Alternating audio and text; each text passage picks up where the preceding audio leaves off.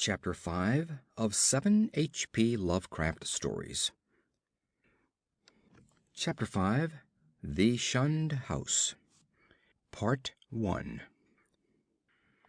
From even the greatest of horrors, irony is seldom absent. Sometimes it enters directly into the composition of the events, while sometimes it relates only to their fortuitous position among persons and places. The latter sort is splendidly exemplified by a case in the ancient city of Providence, where in the late 40s Edgar Allan Poe used to sojourn often during his unsuccessful wooing of the gifted poetess Mrs. Whitman. Poe generally stopped at the Mansion House in Benefit Street, the renamed Golden Ball Inn, whose roof has sheltered Washington, Jefferson, and Lafayette, and his favorite walk led northward along the same street to Mrs. Whitman's home and the neighboring hillside churchyard of St. John's, whose hidden expanse of 18th century gravestones had for him a peculiar fascination. Now, the irony is this. In his walk, so many times repeated, the world's greatest master of the terrible and the bizarre was obliged to pass a particular house on the eastern side of the street, a dingy, antiquated structure perched on the abruptly rising side hill, with a great unkempt yard dating from a time when the region was partly open country. It does not appear that he ever wrote or spoke of it, nor is there any evidence that he even noticed it. And yet that house, to the two persons in possession of certain information, equals or outranks in horror the wildest fantasy of the genius who so often passed it unknowingly, and stands starkly leering as a symbol of all that is unutterably hideous. The house was, and for that matter still is, of a kind to attract the attention of the curious. Originally a farm or semi-farm building, it followed the average New England colonial lines of the middle 18th century, the prosperous peaked roof sort, with 2 stories and dormerless attic, and the Georgian doorway and interior paneling dictated by the progress of taste at that time. It faced south, with one gable end buried to the lower windows in the eastward rising hill, and the other exposed to the foundations toward the street. Its construction, over a century and a half ago, had followed the grading and straightening of the road in that especial vicinity, for Benefit Street, at first called Black Street, was laid out as a lane winding amongst the graveyards of the first settlers, and straightened only when the removal of the bodies to the north burial ground made it decently possible to cut through the old family plots. At the start, the western wall had lain some 20 feet up a precipitous lawn from the roadway, but a widening of the street at about the time of the Revolution sheared off most of the intervening space, exposing the foundations so that a brick basement wall had to be made, giving the deep cellar a street frontage with a door and one window above ground, close to the new line of public travel. When the sidewalk was laid out a century ago, the last of the intervening space was removed, and Poe, in his walks, must have seen only a sheer ascent of dull gray brick flush with the sidewalk, and surmounted at a height of 10 feet by the antique shingled bulk of the house proper. The farm-like ground extended back very deeply up the hill, almost to Wheaton Street. The space south of the house, abutting on Benefit Street, was of course greatly above the existing sidewalk level, forming a terrace bounded by a high bank wall of damp, mossy stone, pierced by a steep flight of narrow steps which led inward between canyon-like surfaces to the upper region of mangy lawn, roomy brick walls, and neglected gardens, whose dismantled cement urns, rusted kettles fallen from tripods of knotty sticks, and similar paraphernalia set off the weather-beaten front door with its broken fanlight, rotting Ionic pilasters, and wormy triangular pediment. What I heard in my youth about the Shunned House was merely that people died there in alarmingly great numbers. That, I was told, was why the original owners had moved out some 20 years after building the place. It was plainly unhealthy, perhaps because of the dampness and fungus growths in the cellar, the general sickish smell, the drafts of the hallways, or the quality of the well and pump water. These things were bad enough, and these were all that gained belief among the persons whom I knew. Only the notebooks of my antiquarian uncle, Dr. Elihu Whipple, revealed to me at length the darker, vaguer surmises which formed an undercurrent of folklore among old-time servants and humble folk. Surmises which never traveled far, and which were largely forgotten when Providence grew to be a metropolis with a shifting modern population. The general fact is that the house was never considered by the solid part of the community as in any real sense haunted. There were no widespread tales of rattling chains, cold currents of air, extinguished lights, or faces at the window. Extremists sometimes said the house was unlucky, but that is as far as ever they went. What was really beyond dispute is that a frightful proportion of persons died there, or more accurately, had died there, since after some peculiar happenings over 60 years ago, the building had become deserted through the sheer impossibility of renting it. These persons were not all cut off suddenly by any one cause. Rather did it seem that their vitality was insidiously sapped, so that each one died the sooner from whatever tendency to weakness he may have naturally had. And those who did not die displayed in varying degree a type of anemia or consumption, and sometimes a decline of the mental faculties, which spoke ill for the salubriousness of the building. Neighboring houses, it must be added, seemed entirely free from the noxious quality. This much I knew before my insistent questioning led my uncle to show me the notes which finally embarked us both on our hideous investigation. In my childhood, the Shunned House was vacant, with barren, gnarled, and terrible old trees, long, queerly pale grass, and nightmarishly misshapen weeds in the high terraced yard where birds never lingered. We boys used to overrun the place, and I can still recall my youthful terror not only at the morbid strangeness of this sinister vegetation, but at the eldritch atmosphere and odor of the dilapidated house, whose unlocked front door was often entered in quest of shudders.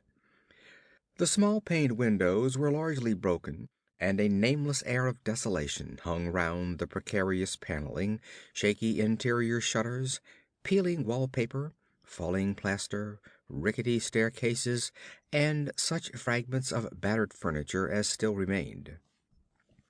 The dust and cobwebs added their touch of the fearful, and brave indeed was the boy who would voluntarily ascend the ladder to the attic, a vast raftered length lighted only by small blinking windows at the gable ends, and filled with a massive wreckage of chests, chairs, and spinning wheels which infinite years of deposit had shrouded and festooned into monstrous and hellish shapes. But, after all, the attic was not the most terrible part of the house. It was the dank, humid cellar, which somehow exerted the strongest repulsion on us, even though it was wholly above ground on the street side, with only a thin door and window-pierced brick wall to separate it from the busy sidewalk. We scarcely knew whether to haunt it in spectral fascination, or to shun it for the sake of our souls and our sanity. For one thing, the bad odor of the house was strongest there, and for another thing, we did not like the white fungus growths which occasionally sprang up in rainy summer weather from the hard earth floor. These fungi, grotesquely like the vegetation in the yard outside, were truly horrible in their outlines, detestable parodies of toadstools and Indian pipes, whose like we had never seen in any other situation. They rotted quickly, and at one stage became slightly phosphorescent, so that nocturnal passers-by sometimes spoke of witch fires glowing behind the broken panes of the fetor-spreading windows. We never, even in our wildest Halloween moods, visited this cellar by night, but in some of our daytime visits could detect the phosphorescence, especially when the day was dark and wet. There was also a subtler thing we often thought we detected, a very strange thing which was, however, merely suggestive at most. I refer to a sort of cloudy whitish pattern on the dirt floor, a vague shifting deposit of mold or niter which we sometimes thought we could trace amid the sparse fungus growths near the huge fireplace of the basement kitchen. Once in a while it struck us that this patch bore an uncanny resemblance to a doubled up human figure, though generally no such kinship existed, and often there was no whitish deposit whatever.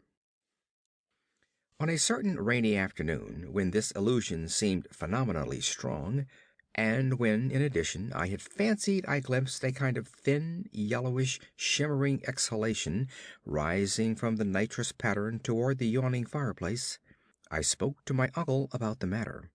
He smiled at this odd conceit, but it seemed that his smile was tinged with reminiscence. Later I heard that a similar notion entered into some of the wild ancient tales of the common folk, a notion likewise alluding to ghoulish, wolfish shapes taken by smoke from the great chimney, and queer contours assumed by certain of the sinuous tree roots that thrust their way into the cellar through the loose foundation stones. Part 2. Not till my adult years did my uncle set before me the notes and data which he had collected concerning the Shunned House.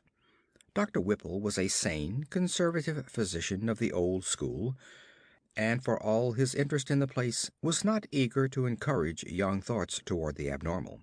His own view, postulating simply a building and location of markedly unsanitary qualities, had nothing to do with abnormality, but he realized that the very picturesqueness which aroused his own interest would in a boy's fanciful mind take on all manner of gruesome imaginative associations. The doctor was a bachelor, a white-haired, clean-shaven, old-fashioned gentleman, and a local historian of note, who had often broken a lance with such controversial guardians of tradition as Sidney S. Rider and Thompson W. Bicknell. He lived with one man-servant in a Georgian homestead, with knocker and iron-rail steps, balanced eerily on the steep ascent of North Court Street, beside the ancient brick court and colony house where his grandfather, a cousin of that celebrated privateersman Captain Whipple, who burnt His Majesty's armed schooner Gaspee in 1772, had voted in the legislature on May 4th, 1776, for the independence of the Rhode Island colony. Around him, in the damp, low-ceiled library, with the musty white paneling, heavy carved overmantel, and small-paned, vine-shaded windows, were the relics and records of his ancient family, among which were many dubious allusions to the Shunned House in Benefit Street. That pest spot lies not far distant, for Benefit runs ledgewise just above the courthouse along the precipitous hill up which the first settlement climbed. When, in the end, my insistent pestering and maturing years evoked from my uncle the hoarded lore I sought, there lay before me a strange enough chronicle. Long-winded, statistical, and drearily genealogical as some of the matter was, there ran through it a continuous thread of brooding, tenacious horror and preternatural malevolence, which impressed me even more than it had impressed the good doctor. Separate events fitted together uncannily, and seemingly irrelevant details held mines of hideous possibilities. A new and burning curiosity grew in me, compared to which my boyish curiosity was feeble and inchoate. The first revelation led to an exhaustive research, and finally to that shuddering quest which proved so disastrous to myself and mine. For at the last my uncle insisted on joining the search I had commenced, and after a certain night in that house he did not come away with me. I am lonely without that gentle soul whose long years were filled only with honor, virtue, good taste, benevolence, and learning. I have reared a marble urn in his memory in St. John's churchyard, the place that Poe loved, the hidden grove of giant willows on the hill, where tombs and headstones huddle quietly between the hoary bulk of the church and the houses and bank walls of Benefit Street. The history of the house, opening amidst a maze of dates, revealed no trace of the sinister either about its construction or about the prosperous and honorable family who built it. Yet from the first a taint of calamity, soon increased to boding significance, was apparent. My uncle's carefully compiled record began with the building of the structure in 1763, and followed the theme with an unusual amount of detail. The Shunned House, it seems, was first inhabited by William Harris and his wife Rhoby Dexter, with their children, Elkanah, born in 1755, Abigail, born in 1757, William Jr., born in 1759, and Ruth, born in 1761. Harris was a substantial merchant and seaman in the West India trade, connected with the firm of Obadiah Brown and his nephews. After Brown's death in 1761, the new firm of Nicholas, Brown and Company made him master of the brig Prudence, Providence built of 120 tons, thus enabling him to erect the new homestead he had desired ever since his marriage. The site he had chosen, a recently straightened part of the new and fashionable back street, which ran along the side of the hill above crowded Chesapeake, was all that could be wished, and the building did justice to the location. It was the best that moderate means could afford, and Harris hastened to move in before the birth of a fifth child which the family expected. That child, a boy, came in December, but was stillborn. Nor was any child to be born alive in that house for a century and a half. The next April, sickness occurred among the children, and Abigail and Ruth died before the month was over. Dr. Job Ives diagnosed the trouble as some infantile fever, though others declared it was more of a mere wasting away or decline. It seemed, in any event, to be contagious, for Hannah Bowen, one of the two servants, died of it in the following June. Eli Leadison, the other servant, constantly complained of weakness, and would have returned to his father's farm in Rehoboth, but for a sudden attachment for Mehitabel Pierce, who was hired to succeed Hannah. He died the next year, a sad year indeed, since it marked the death of William Harris himself, enfeebled as he was by the climate of Martinique, where his occupation had kept him for considerable periods during the preceding decade. The widowed Rhoby Harris never recovered from the shock of her husband's death, and the passing of her firstborn, Elkanah, 2 years later, was the final blow to her reason.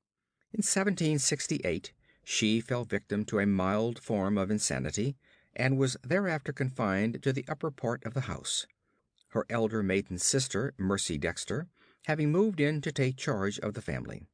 Mercy was a plain, raw-boned woman of great strength, but her health visibly declined from the time of her advent.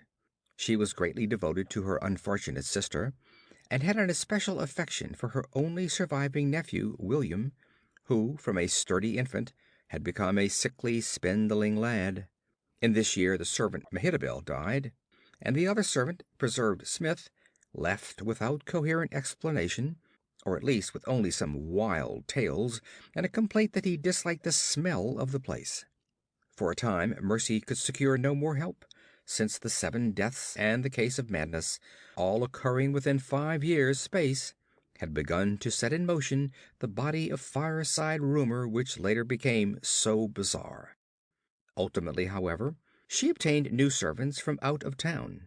Anne White, a morose woman from that part of North Kingston now set off as the township of Exeter, and a capable Boston man named Zenas Lowe. It was Anne White who first gave definite shape to the sinister idle talk. Mercy should have known better than to hire anyone from the Nooseneck Hill country, for that remote bit of backwoods was then, as now, a seat of the most uncomfortable superstitions.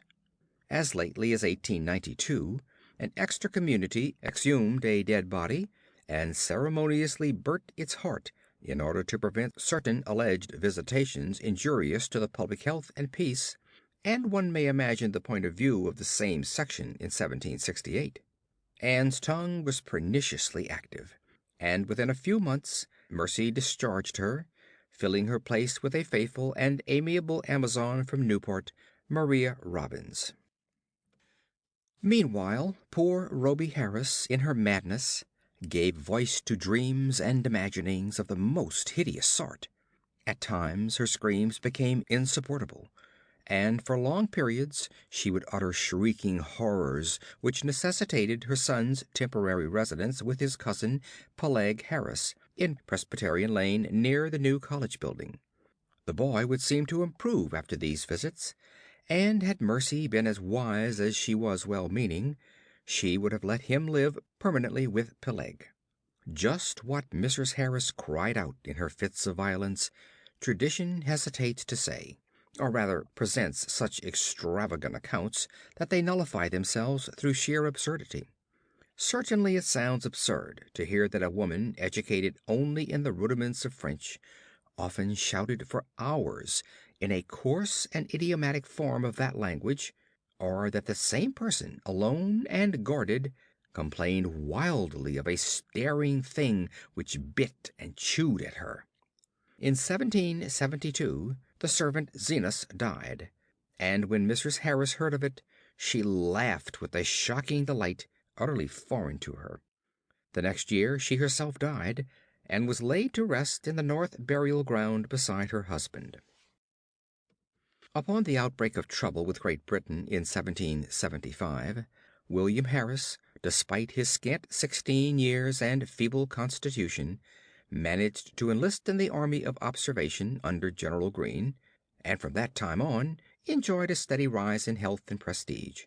In 1780, as a captain in the Rhode Island forces in New Jersey under Colonel Angell, he met and married Phoebe Hetfield of Elizabethtown, whom he brought to Providence upon his honorable discharge in the following year. The young soldier's return was not a thing of unmitigated happiness. The house, it is true, was still in good condition, and the street had been widened and changed in name from Back Street to Benefit Street. But Mercy Dexter's once robust frame had undergone a sad and curious decay, so that she was now a stooped and pathetic figure with hollow voice and disconcerting pallor, qualities shared to a singular degree by the one remaining servant, Maria. In the autumn of 1782, Phoebe Harris gave birth to a stillborn daughter, and on the 15th of the next May, Mercy Dexter took leave of a useful, austere, and virtuous life. William Harris, at last thoroughly convinced of the radically unhealthy nature of his abode, now took steps toward quitting it and closing it forever. Securing temporary quarters for himself and his wife at the newly opened Golden Ball Inn, he arranged for the building of a new and finer house in Westminster Street, in the growing part of the town across the Great Bridge.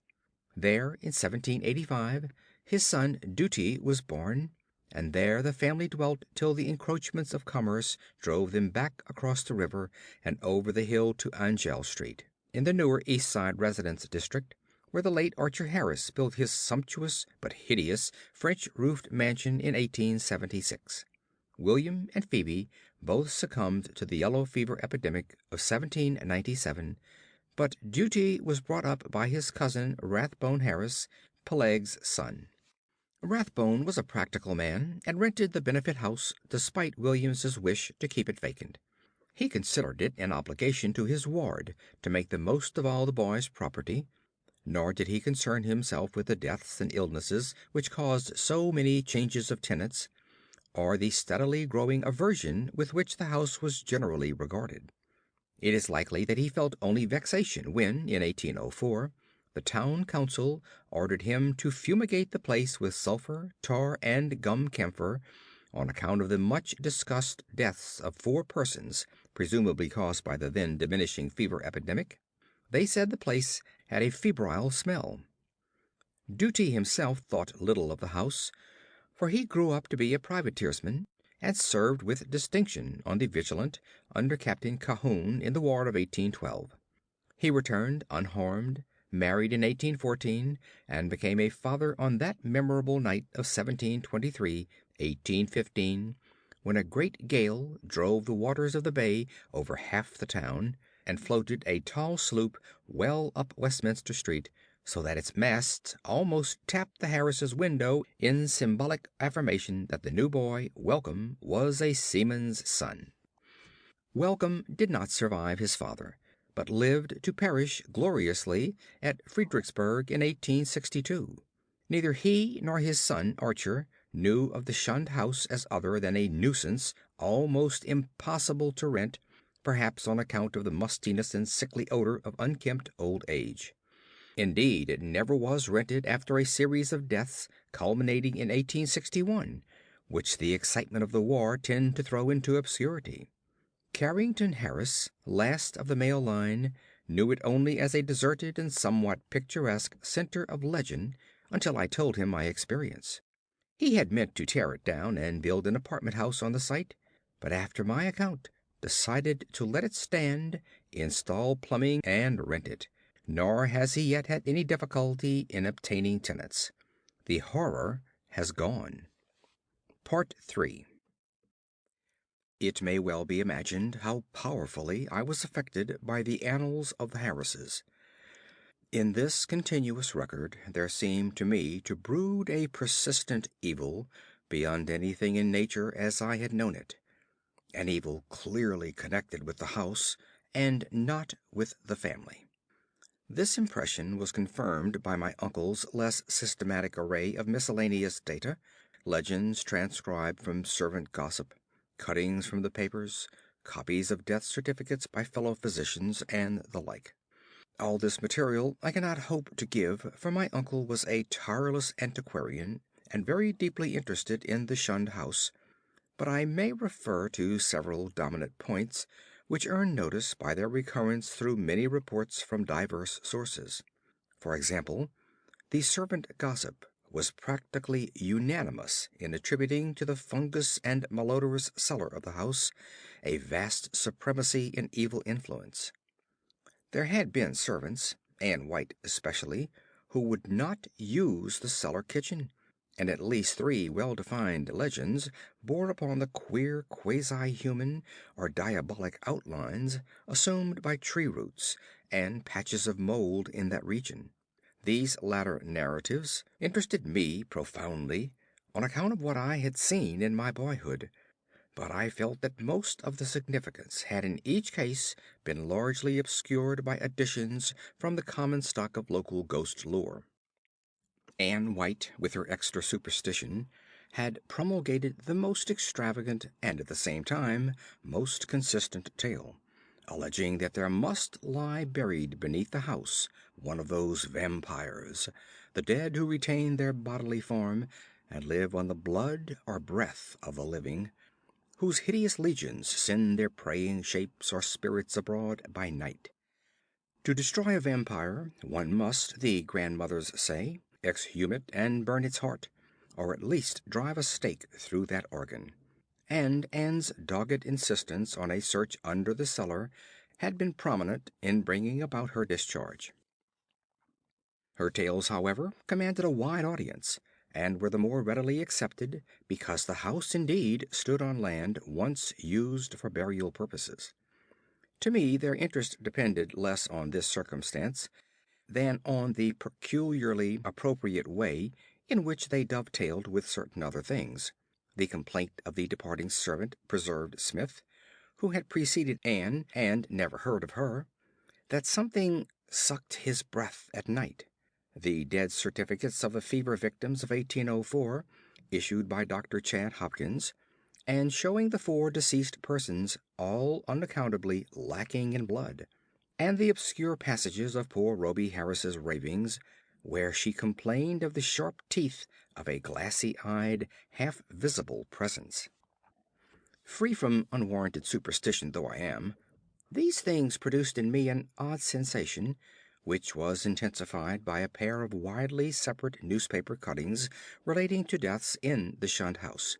One from the Providence Gazette and Country Journal of April 12, 1815, and the other from the Daily Transcript and Chronicle of October 27, 1845.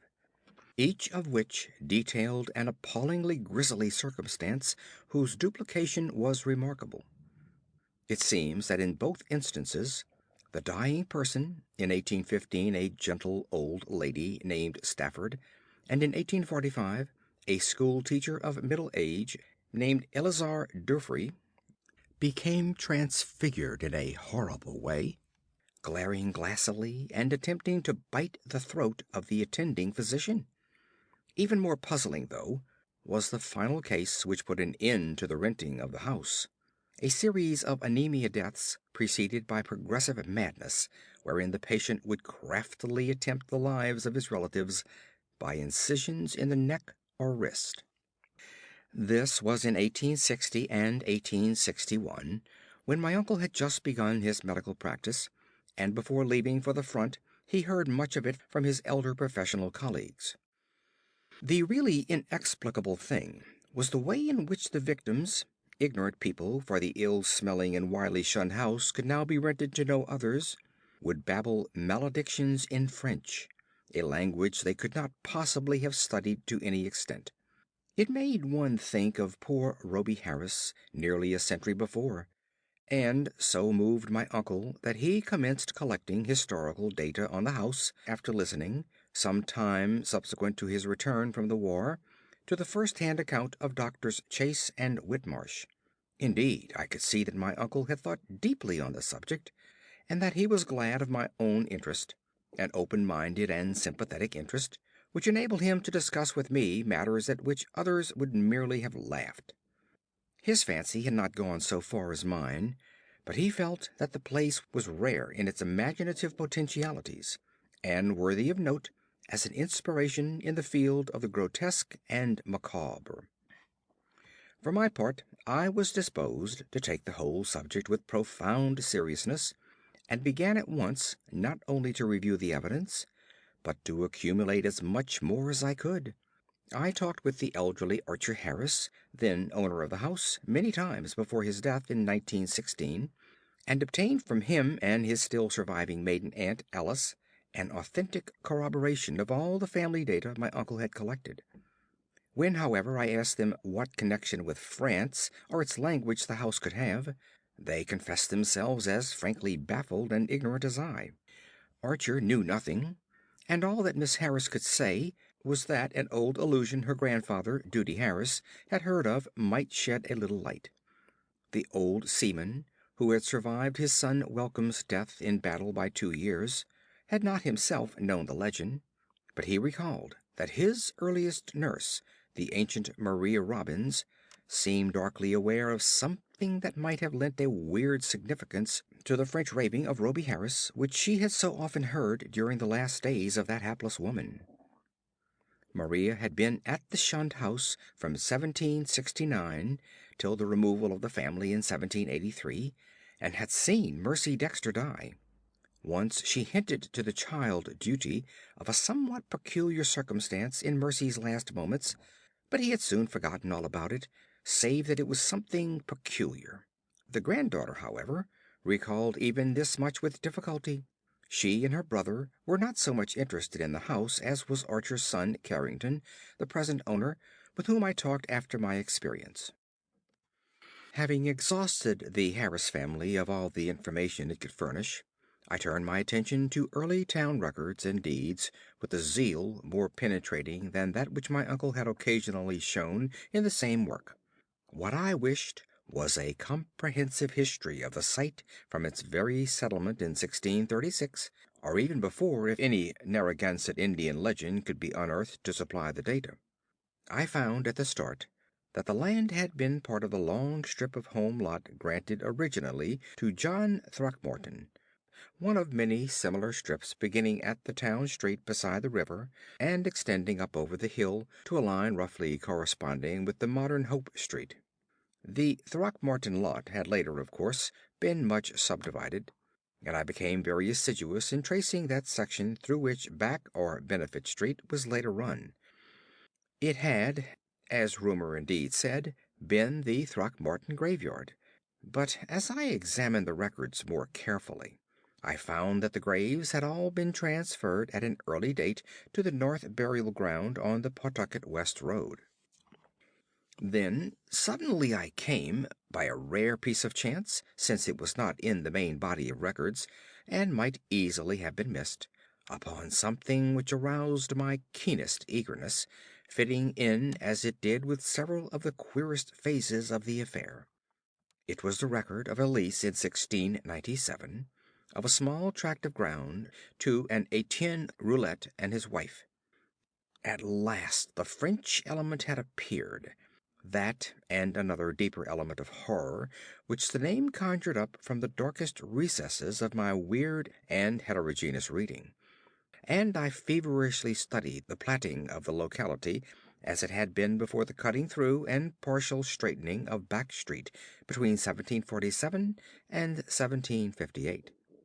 I found what I had half expected, that where the Shunned House now stood, the Roulets had laid out their graveyard behind a one-story and attic cottage, and that no record of any transfer of graves existed.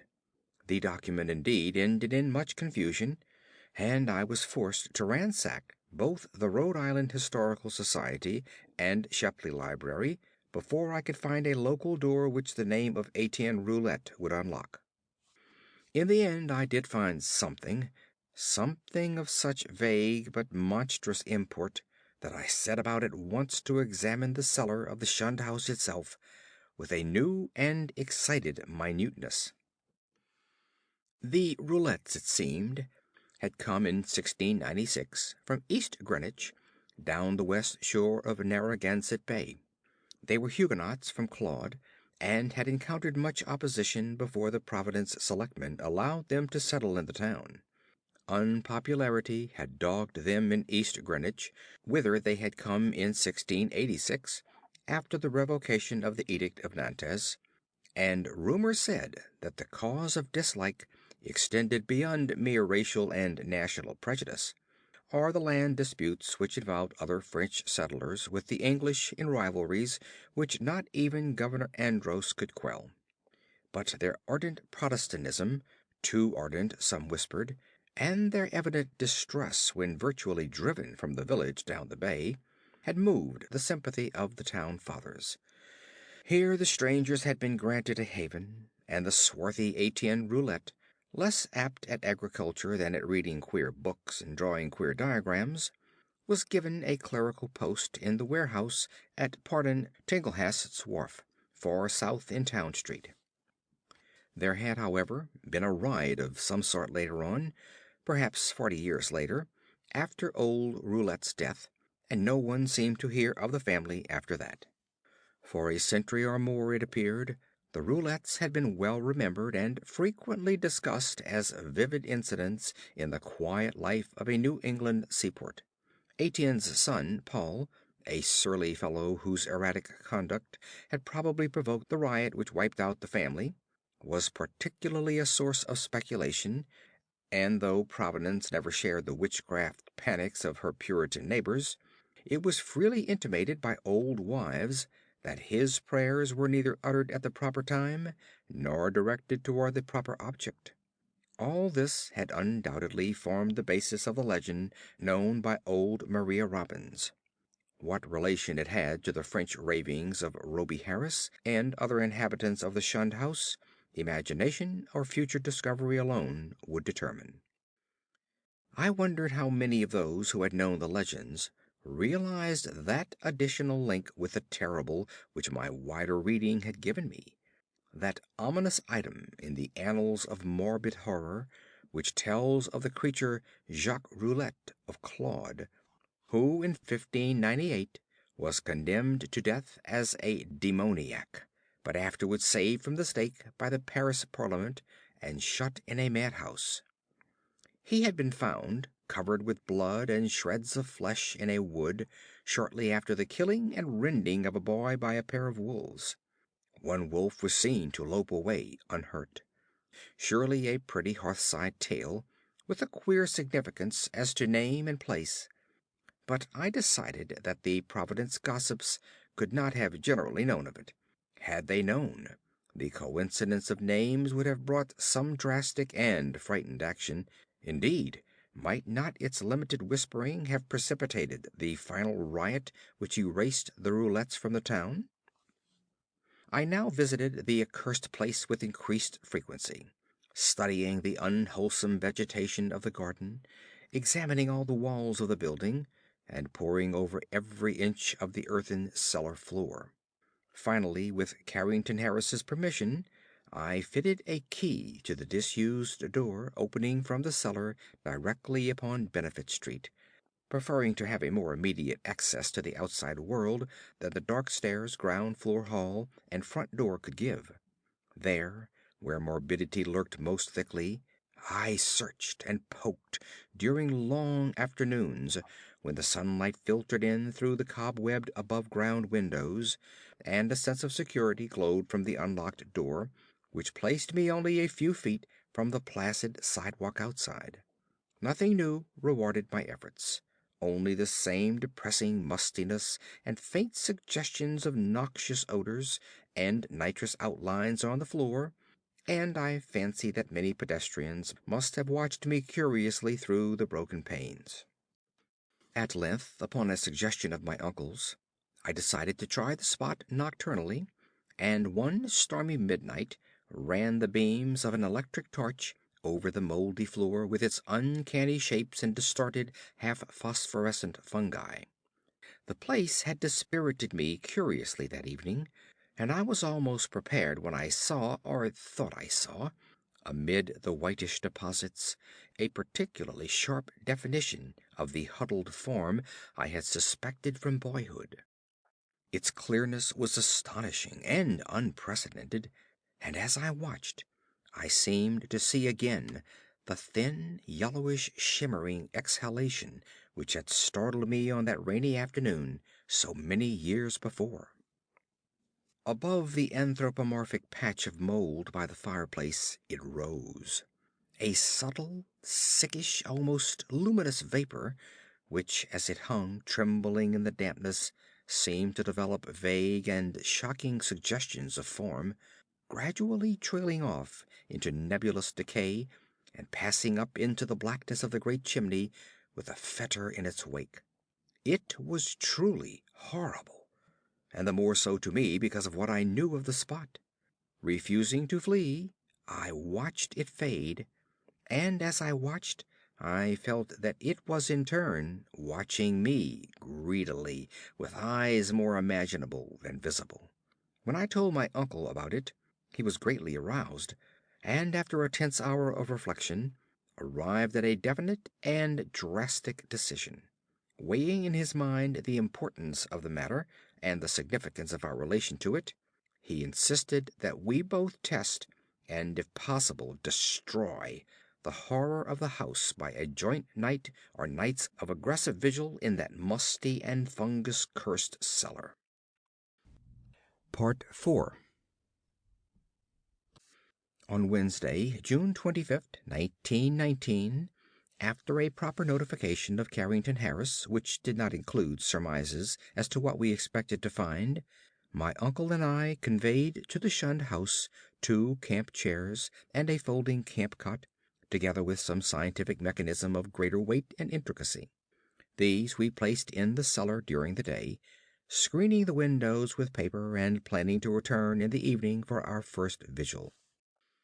We had locked the door from the cellar to the ground floor, and having a key to the outside cellar door, were prepared to leave our expensive and delicate apparatus, which we had obtained secretly and at great cost, as many days as our vigils might be protracted.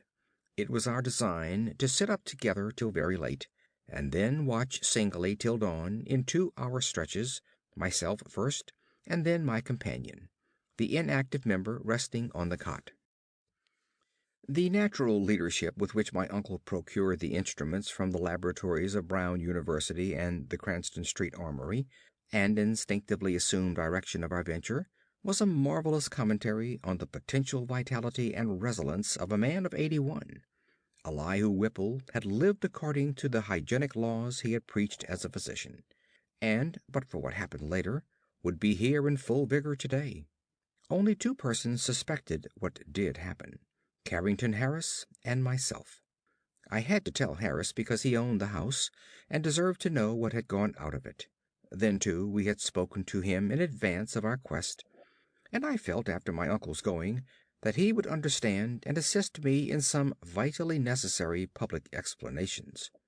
He turned very pale, but agreed to help me, and decided that it would now be safe to rent the house. To declare that we were not nervous on that rainy night of watching would be an exaggeration, both gross and ridiculous. We were not, as I have said, in any sense childishly superstitious, but scientific study and reflection had taught us that the known universe of three dimensions embraces the merest fraction of the whole cosmos of substance and energy. In this case, an overwhelming preponderance of evidence from numerous authentic sources pointed to the tenacious existence of certain forces of great power and, so far as the human point of view is concerned, exceptional malignancy. To say that we actually believed in vampires or werewolves would be a carelessly inclusive statement. Rather must it be said that we were not prepared to deny the possibility of certain unfamiliar and unclassified modifications of vital force and attenuated matter, existing very infrequently in three-dimensional space because of its more intimate connection with other spatial units, yet close enough to the boundary of our own to furnish us occasional manifestations which we, for lack of a proper vantage point, may never hope to understand. In short, it seemed to my uncle and me that an incontrovertible array of facts pointed to some lingering influence in the Shunned House, traceable to one or another of the ill-favored French settlers of 2 centuries before, and still operative through rare and unknown laws of atomic and electronic motion. That the family of Roulette had possessed an abnormal affinity for outer circles of entity, dark spheres which for normal folk hold only repulsion and terror, their recorded history seemed to prove. Had not then the riots of those bygone 1730s set moving certain kinetic patterns in the morbid brain of one or more of them, notably the sinister Paul Roulette, which obscurely survived the bodies murdered and buried by the mob, and continued to function in some multiple dimensioned space along the original lines of force determined by a frantic hatred of the encroaching community? Such a thing was surely not a physical or biochemical impossibility in the light of a newer science which includes the theories of relativity and intra-atomic action.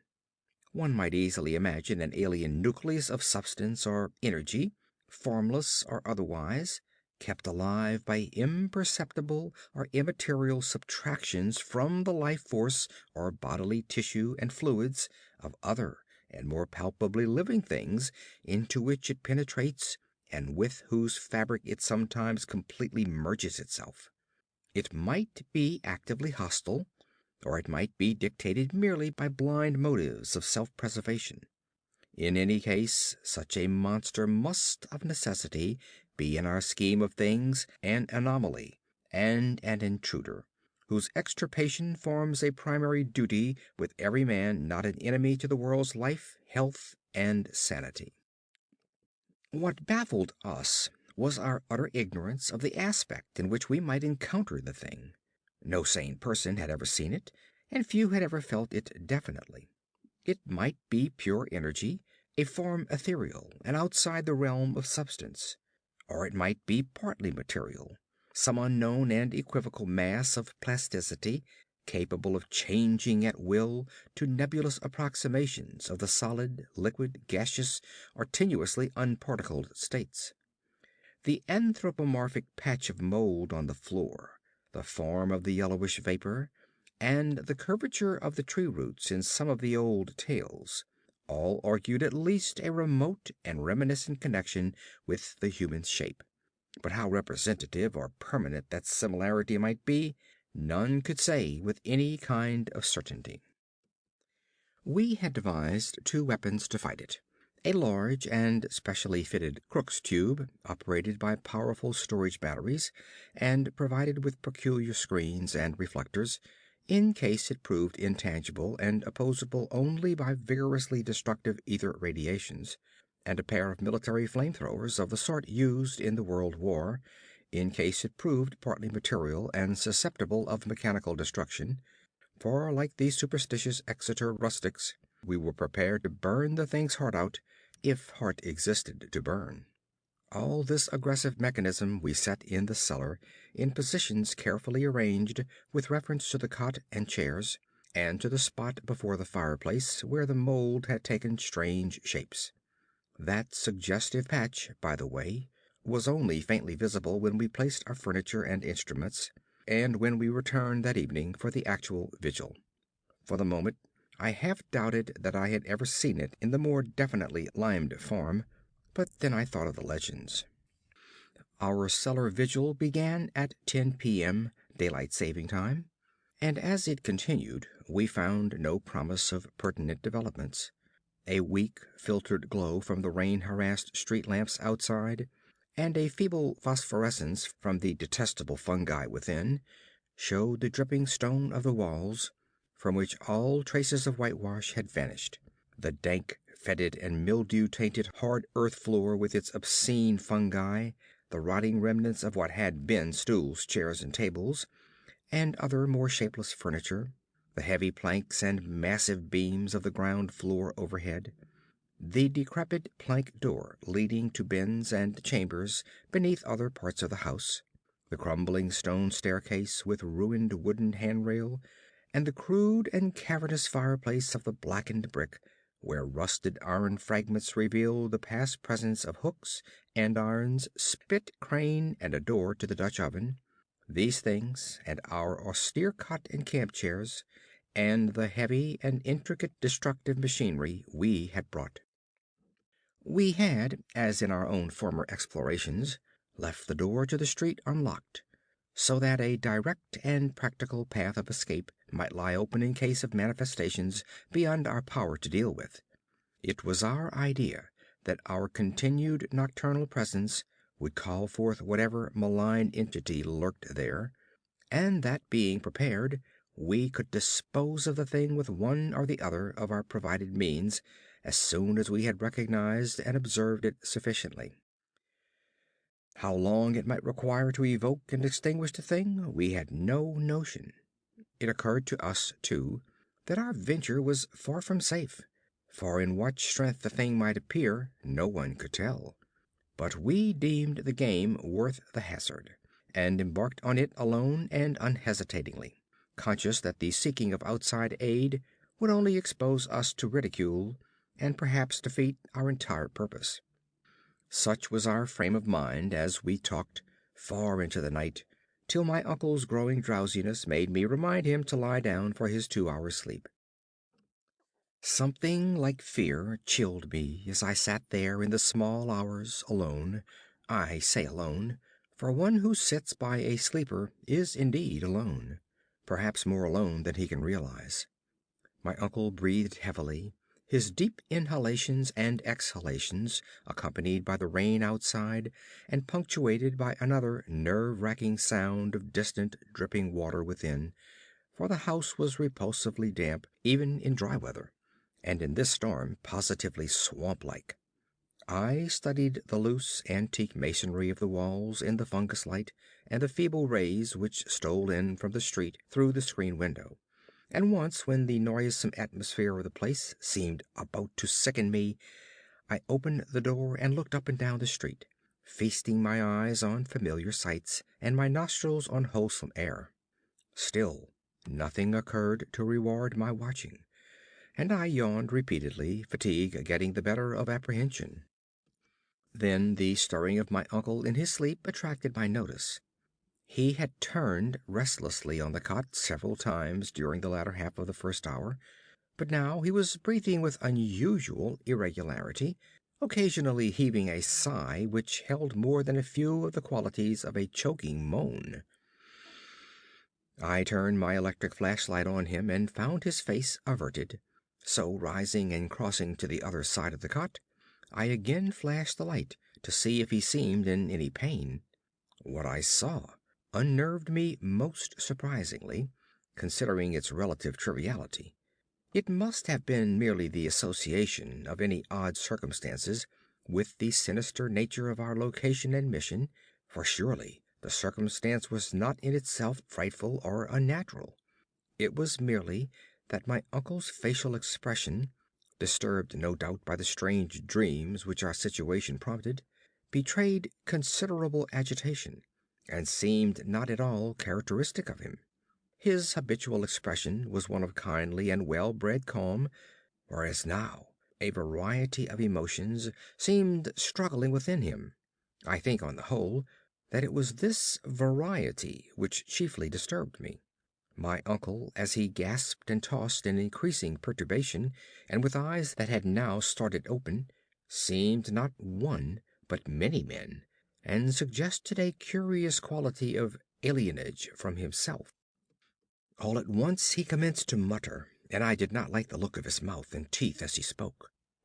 The words were at first indistinguishable, and then, with a tremendous start, I recognized something about them which filled me with icy fear, till I recalled the breadth of my uncle's education and the interminable translations he had made from anthropological and antiquarian articles in the Revue des Deux Mondes, for the venerable Elihu Whipple was muttering in French, and the few phrases I could distinguish seemed connected with the darkest myths he had ever adapted from the famous Paris magazine. Suddenly a perspiration broke out on the sleeper's forehead, and he leaped abruptly up, half awake. The jumble of French changed to a cry in English, and the hoarse voice shouted excitedly, "My breath! My breath!" Then the awakening became complete, and with a subsidence of facial expression to the normal state, my uncle seized my hand and began to relate a dream whose nucleus of significance I could only surmise with a kind of awe. He had, he said, floated off from a very ordinary series of dream pictures into a dream whose strangeness was related to nothing he had ever read. It was of this world and yet not of it, a shadowy geometrical confusion in which could be seen elements of familiar things in most unfamiliar and perturbing combinations. There was a suggestion of queerly disoriented pictures superimposed one upon another, an arrangement in which the essentials of time as well as of space seemed dissolved and mixed in the most illogical fashion. In this kaleidoscopic vortex of phantasmal images were occasional snapshots, if one might use the term, of singular clearness but unaccountable heterogeneity. Once my uncle thought he lay in a carelessly dug open pit, with a crowd of angry faces framed by straggling locks and three-cornered hats frowning down on him.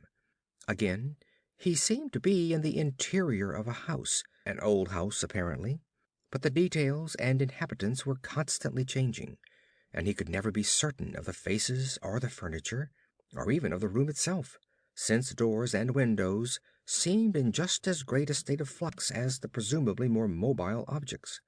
It was queer, damnably queer, and my uncle spoke almost sheepishly, as if half expecting not to be believed, when he declared that of the strange faces many had unmistakably borne the features of the Harris family. And all the while there was a personal sensation of choking, as if some pervasive presence had spread itself through his body and sought to possess itself of his vital processes. I shuddered at the thought of those vital processes, worn as they were by 81 years of continuous functioning, in conflict with unknown forces of which the youngest and strongest system might well be afraid, but in another moment reflected that dreams are only dreams, and that these uncomfortable visions could be at most no more than my uncle's reaction to the investigation and expectations which had lately filled our minds to the exclusion of all else. Conversation also soon tended to dispel my sense of strangeness, and in time I yielded to my yawns and took my turn at slumber. My uncle seemed now very wakeful, and welcomed his period of watching, even though the nightmare had roused him far ahead of his allotted 2 hours. Sleep seized me quickly, and I was at once haunted with dreams of the most disturbing kind. I felt in my visions a cosmic and abysmal loneness, with hostility surging from all sides upon some prison where I lay confined. I seemed bound and gagged, and taunted by the echoing yells of distant multitudes who thirsted for my blood. My uncle's face came to me with less pleasant association than in waking hours, and I recall many futile struggles and attempts to scream. It was not a pleasant sleep, and for a second I was not sorry for the echoing shriek which clove through the barrier of dream and flung me to a sharp and startled awakeness, in which every actual object before my eyes stood out with more than natural clearness and reality. Section 5.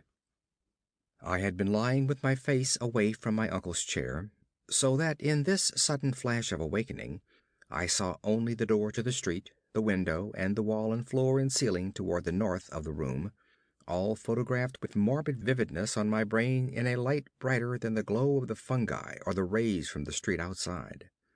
It was not a strong, or even a fairly strong light, certainly not nearly strong enough to read an average book by, but it cast a shadow of myself and the cot on the floor, and had a yellowish, penetrating force that hinted at things more potent than luminosity. This I perceived with unhealthy sharpness, despite the fact that two of my other senses were violently assailed. For on my ears rang the reverberations of that shocking scream, while my nostrils revolted at the stench which filled the place. My mind, as alert as my senses, recognized the gravely unusual, and almost automatically I leaped up and turned about to grasp the destructive instruments which we had left trained on the moldy spot before the fireplace. As I turned, I dreaded what I was to see, for the scream had been in my uncle's voice, and I knew not against what menace I should have to defend him and myself. Yet, after all, the sight was worse than I had dreaded. There are horrors beyond horrors, and this was one of those nuclei of all dreamable hideousness which the cosmos saves to blast an accursed and unhappy few. Out of the fungus-ridden earth steamed up a vaporous, corpse-light, yellow and diseased, which bubbled and lapped to a gigantic height in vague outlines half human and half monstrous, through which I could see the chimney and fireplace beyond.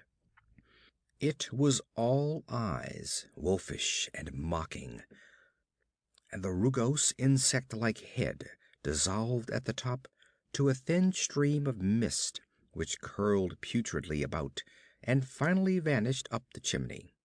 I say that I saw this thing, but it is only in conscious retrospection that I ever definitely traced its damnable approach to form.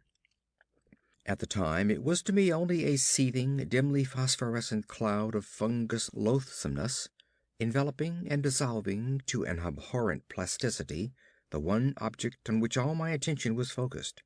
That object was my uncle, the venerable Elihu Whipple, who, with blackening and decaying features, leered and gibbered at me, and reached out dripping claws to rend me in the fury which this horror had brought. It was a sense of routine which kept me from going mad.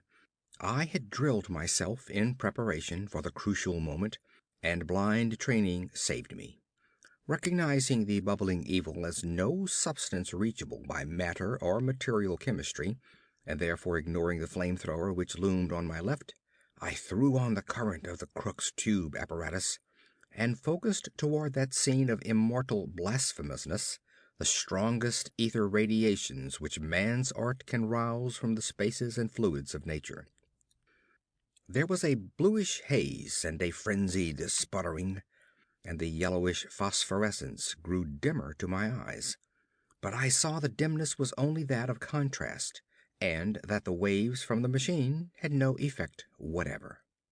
Then, in the midst of that demoniac spectacle, I saw a fresh horror which brought cries to my lips and sent me fumbling and staggering toward that unlocked door to the quiet street careless of what abnormal terrors I loosed upon the world, or what thoughts or judgments of men I brought down upon my head.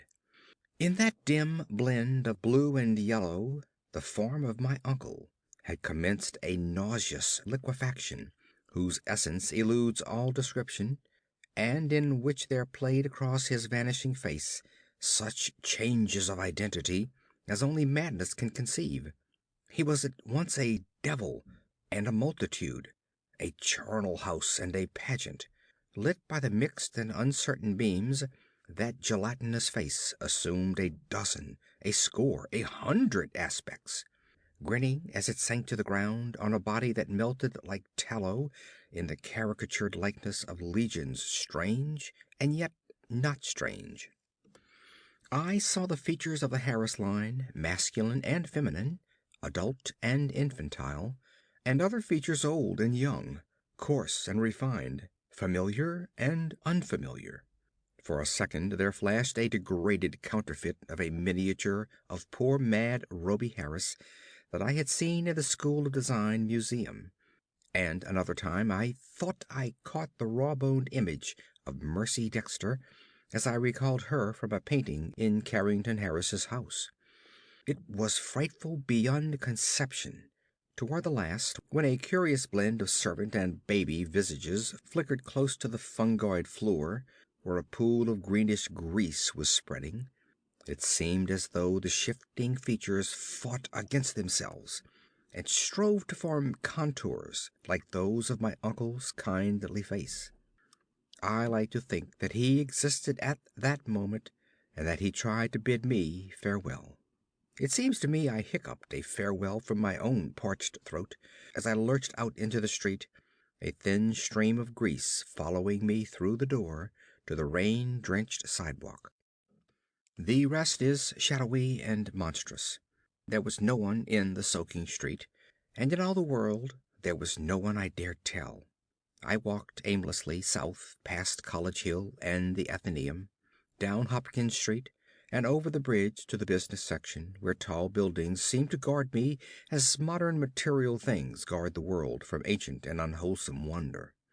Then gray dawn unfolded wetly from the east, silhouetting the archaic hill and its venerable steeples, and beckoning me to the place where my terrible work was still unfinished. And in the end I went, wet, hatless, and dazed in the morning light, and entered that awful door in Benefit Street, which I had left ajar, and which still swung cryptically in full sight of the early householders to whom I dared not speak. The grease was gone, for the moldy floor was porous, and in front of the fireplace was no vestige of the giant doubled-up form traced in niter. I looked at the cot, the chairs, the instruments, my neglected hat, and the yellowed straw hat of my uncle. Dazedness was uppermost, and I could scarcely recall what was dream and what was reality. Then thought trickled back, and I knew that I had witnessed things more horrible than I had dreamed. Sitting down, I tried to conjecture, as near as sanity would let me, just what had happened, and how I might end the horror, if indeed it had been real.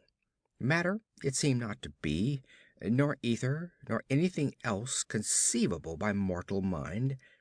What then but some exotic emanation, some vampirish vapor, such as Exeter rustics tell of as lurking over certain churchyards? This I felt was the clue, and again I looked at the floor before the fireplace, where the mold and the niter had taken strange forms. In 10 minutes my mind was made up, and taking my hat I set out for home, where I bathed, ate, and gave by telephone an order for a pickaxe, a spade, a military gas mask, and 6 carboys of sulfuric acid, all to be delivered the next morning at the cellar door of the Shunned House in Benefit Street. After that I tried to sleep, and failing, passed the hours in reading and in the composition of inane verses to counteract my mood. At 11 a.m. the next day I commenced digging. It was sunny weather, and I was glad of that. I was still alone, for as much as I feared the unknown horror I sought, there was more fear in the thought of telling anybody. Later I told Harris, only through sheer necessity, and because he had heard odd tales from old people which disposed him ever so little toward belief. As I turned up the stinking black earth in front of the fireplace, my spade causing a viscous yellow ichor to ooze from the white fungi which it severed, I trembled at the dubious thoughts of what I might uncover. Some secrets of inner earth are not good for mankind, and this seemed to me one of them. My hand shook perceptibly, but still I delved, after a while standing in the large hole I had made. With the deepening of the hole, which was about 6 feet square, the evil smell increased, and I lost all doubt of my imminent contact with the hellish thing whose emanations had cursed the house for over a century and a half. I wondered what it would look like, what its form and substance would be, and how big it might have waxed through long ages of life-sucking. At length I climbed out of the hole and dispersed the heaped-up dirt, then arranging the great carboys of acid around and near two sides, so that when necessary I might empty them all down the aperture in quick succession. After that I dumped earth only along the other two sides, working more slowly and donning my gas mask as the smell grew. I was nearly unnerved at my proximity to a nameless thing at the bottom of a pit. Suddenly my spade struck something softer than earth. I shuddered and made a motion as if to climb out of the hole, which was now as deep as my neck. Then courage returned, and I scraped away more dirt in the light of the electric torch I had provided. The surface I uncovered was fishy and glassy, a kind of semi-putrid congealed jelly with suggestions of translucency. I scraped further and saw that it had form. There was a rift where a part of the substance was folded over. The exposed area was huge and roughly cylindrical, like a mammoth soft blue-white stovepipe doubled in two, its largest part some 2 feet in diameter.